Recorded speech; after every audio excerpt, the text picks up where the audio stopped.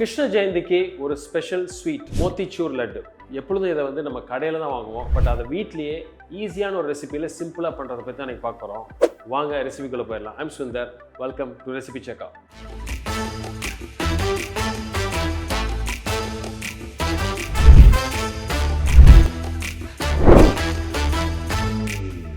Motichur லட்டில் வந்து ratio தான் ரொம்ப முக்கியம். அந்த கலர் முக்கியமாக அந்த சைஸ் ஆஃப் த பூந்தி அது ரொம்ப முக்கியம். அதனால அந்த ஜாரணி வந்து நீங்கள் அதை அரேஞ்ச் பண்ணிக்கணும். எல்லா இடத்துலையுமே ஈஸியாக கிடைக்கும். பட் அதை சிம்பிளாக பண்ணிடலாம். ஏன்னா இந்த Motichur லட்டில் குழந்தைங்களுக்கு பிடிச்ச ஒரு ஃபேவரட் லட்டுன்னு சொல்லலாம். வாங்க அதுக்குள்ளே ரேஷியோ என்னன்னு பார்த்துடலாம். ஃபஸ்ட்டு நான் கடலை மாவு 250 கிராம்ஸ் எடுத்திருக்கேன். எவ்வளோ கடலை மாவு எடுத்துருக்கணும் அதே மாதிரி 2 பங்கு 1/2 kg சுகர். எவ்வளோ சுகர் எடுத்துருக்கோமோ அதே அளவுக்கு தண்ணி. 1/2 லிட்டர் தண்ணி எடுத்திருக்கேன். அதே மாதிரி 1/2 கிலோ சுகர் ஆட் பண்ணிக்கிறேன்.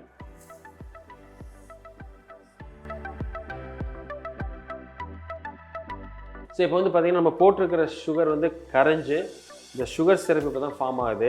லட்டு பொறுத்த வரைக்கும் நம்ம எக்ஸ்ட்ரா வந்து நம்ம சுகர் சிரப்பு சேர்க்க மாட்டோம். அதனால் என்ன ரேஷியோ என்ன மாவு எடுத்துருக்கோமோ அதை அப்படியே கலந்து அதை அப்படியே தான் நம்ம லட்டாக பிடிக்க போகிறோம். அதனால் அந்த ரேஷியோ ரொம்ப முக்கியம். ஸோ இப்போ நல்லா கொதி வந்துருச்சு. ஸோ இப்போ நல்லா சிம்மர் பண்ணிடுறேன். ஒரு 3 மினிட்ஸ் இதே மாதிரி சிம்மரில் இருந்தால் போதும். ஸோ இட்ஸ் லைட்டாக ஸ்டிக்கி கன்சிஸ்டன்சி, லைட்டாக ஒட்டுற மாதிரி இருக்கணும். பட் கம்மி பதம் தேவையில்லை. ஸோ இது இப்போ ரெடி ஆயிடுச்சு. ஸோ இப்போ சுகர் சிரப் ரெடி. நமக்கு ரிஃபைண்ட் ஆயில் 2 லிட்டர்ஸ் எடுத்துக்கிறேன் இன்றைக்கி. ஸோ இப்போ நம்ம பூந்திக்கு நம்ம கரைக்க போகிறோம் கடலை மாவை. கன்சிஸ்டன்சி ரொம்ப முக்கியம். எவ்வளோ தண்ணி அதான் ரொம்ப முக்கியம். ஏன்னா அந்த பூந்தி வந்து கரெக்டாக உருண்டையாக மணியாக இருக்கணும். Motichur லட்டில் அந்த கலர் வந்து ஒரு ஹைலைட். அதனால் இன்றைக்கி என்ன பண்ணுறேன், ஒரு 1/4 ஸ்பூனுக்கும் கம்மியாக கொஞ்சம் ஒரு கலர் சேர்த்துக்கிறேன். கலர் சேர்க்காமல் பண்ணலாம் அப்படின்னா கண்டிப்பாக பண்ண முடியும்.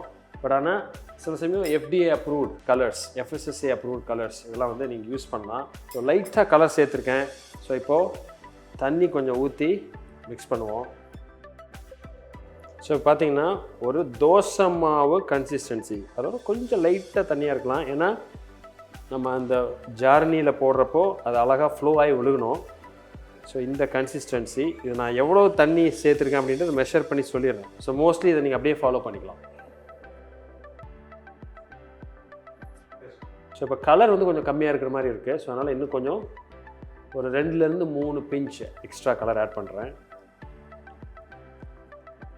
இந்த Motichur லட்டுக்காக இந்த ஜாரணி ரொம்ப முக்கியம். நான் ஏற்கனவே சொல்லியிருந்தேன், இருக்கிறதே சின்ன கண் இருக்கிற மாதிரி இருக்கிற ஜாரணி வாங்கினா ரொம்ப சரியாக இருக்கும். ஏன்னா அந்த சைஸ் வந்து உங்களுக்கு கரெக்டாக வரும்.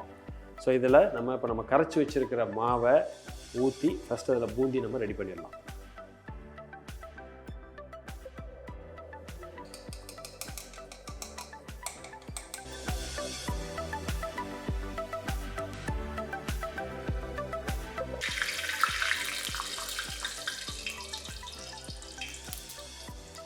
ஸோ இப்போ நமக்கு பூந்தி ரெடி ஆயிடுச்சு.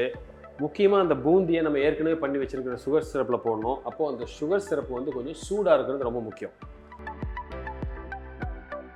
ஸோ இப்போ இந்த பூந்தி சேர்த்துட்டு ஒரு 10 நிமிஷம் அப்படியே நம்ம ரெஸ்ட் பண்ண விட்றலாம். இது கொஞ்சம் நேரத்தில் அது அந்த எக்ஸஸாக இருக்கிற சுகர் சிரப்லாம் உறிஞ்சிட்டு அதுக்கப்புறம் அதோட நம்ம ஃப்ளேவர்ஸு, ட்ரை ஃப்ரூட்ஸ் நம்ம எல்லாம் எடுத்து வச்சுருக்கோம். அதை எப்படி ரெடி பண்ணி இதோட சேர்த்து லட்டாக ஃபார்ம் பண்ணுறதுன்னு பார்ப்போம்.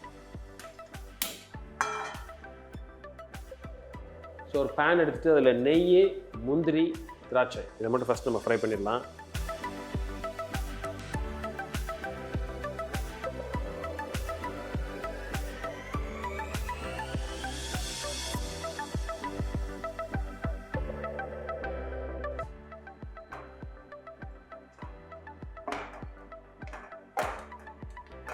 ஸோ இப்போ நம்ம பூந்தி வந்து சுகர் சிரப்பில் ஆட் பண்ணி கிட்டத்தட்ட 2 மணி நேரம் ஊறி இருக்குது. இது நம்ம பவுலில் இப்போ ட்ரான்ஸ்ஃபர் பண்ணிட்டோம்.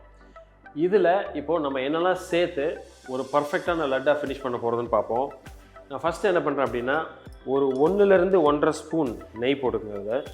பொடியாக ஃபைன் ஷாப்பிங் பண்ணி வச்சுருக்கிற பிஸ்தாச்சோ நட்ஸ், கொஞ்சம் பாதாம், 2 பிஞ்ச் அளவுக்கு ஏலக்காய் பொடி பண்ணி வச்சுருக்கோம், அதை நீங்கள் சேர்த்துக்கலாம்.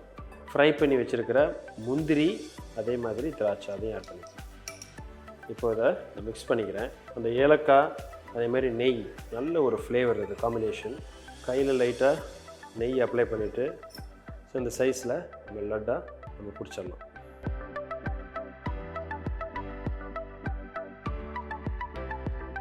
ஸோ வீட்லேயே சிம்பிளாக ஈஸியாக ஒரு பர்ஃபெக்டாக லட்டு பண்ணுறது எப்படின்னு பார்த்தீங்க.